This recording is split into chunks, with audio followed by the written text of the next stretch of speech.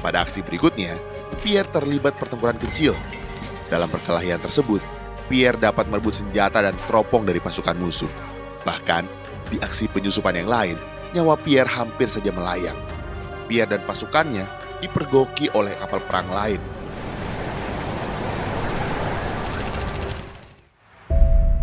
Worldwide Production present.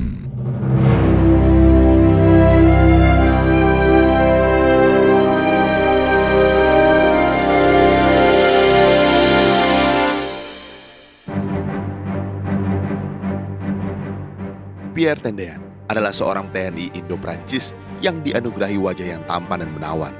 Bermodalkan kelebihannya tersebut dan tentu saja ditunjang dengan skill intelijen yang mumpuni, Pierre Tendean menjalankan misi spionase ke wilayah Malaysia. Sebelum ditugaskan ke Malaysia, Pierre Tendean mengikuti pelatihan di Pusat Pendidikan Intelijen atau Pusdik Intel di Bogor. Begitu pelatihannya selesai, Pierre kemudian menerima surat tugas. Pierre ditugaskan untuk memimpin pasukan gerilya yang akan menyusup ke negara Federasi Malaysia. Ia ikut operasi-operasi penyusupan ke Malaysia dari Selat Panjang. Ucap Nasution saat mengenang Pierre Tendean. Dalam masa setahun, telah 3 kali menyusup ke daratan Malaysia. Ujar Nasution dalam bukunya memenuhi panggilan tugas jilid 6, Masa Kebangkitan Orde Baru. Pierre merupakan komandan basis Y yang terletak di daerah Pasir Panjang, Kepulauan Karimun.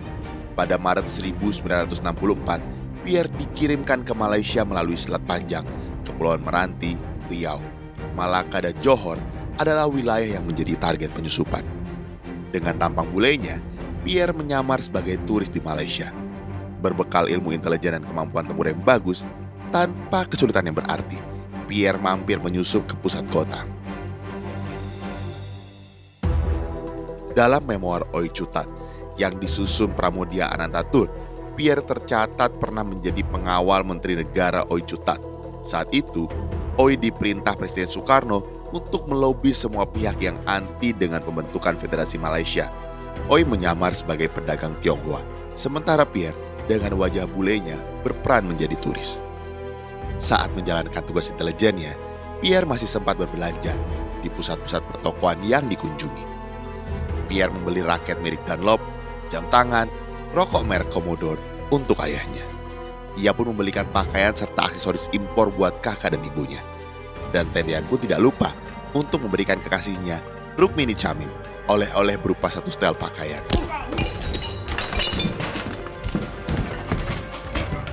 Pada aksi berikutnya, Pierre terlibat pertempuran kecil. Dalam perkelahian tersebut, Pierre dapat merebut senjata dan teropong dari pasukan musuh. Bahkan, di aksi penyusupan yang lain, nyawa Pierre hampir saja melayang. Pierre dan pasukannya dipergoki oleh kapal perang lain.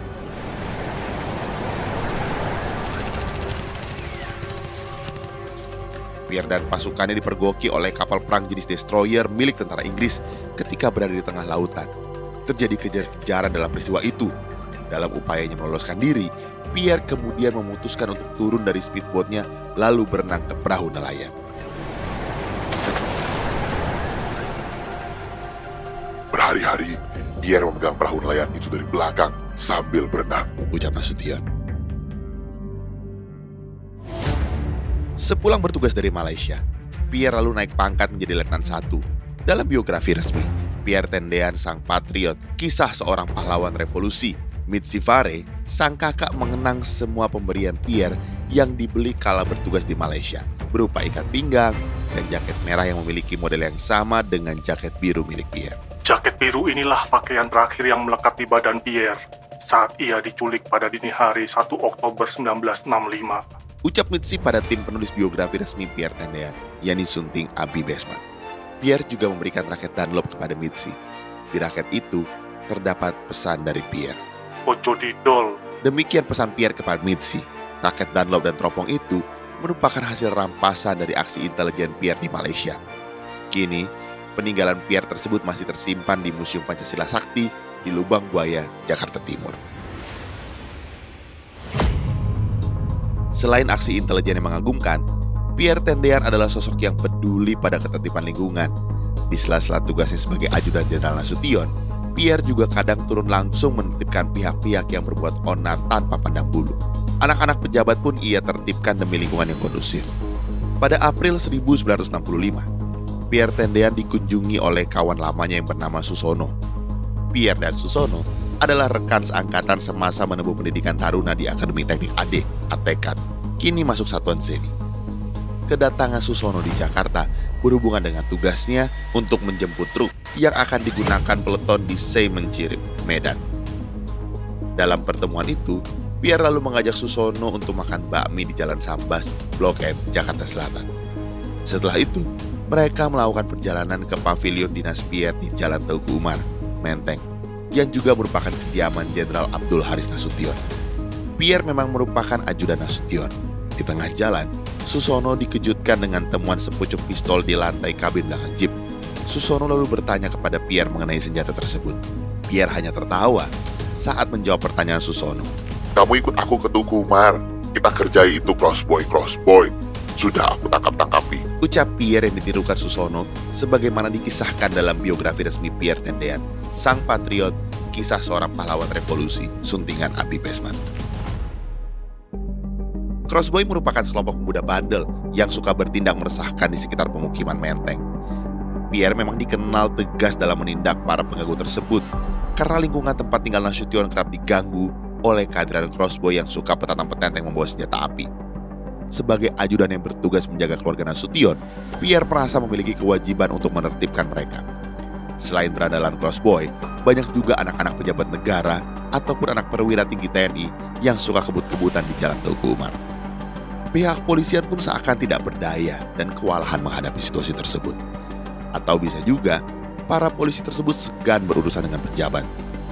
Melihat fenomena tersebut, Pierre berinisiatif menghentikan kebiasaan berandal tanggung ini tanpa sepengetahuan Nasution.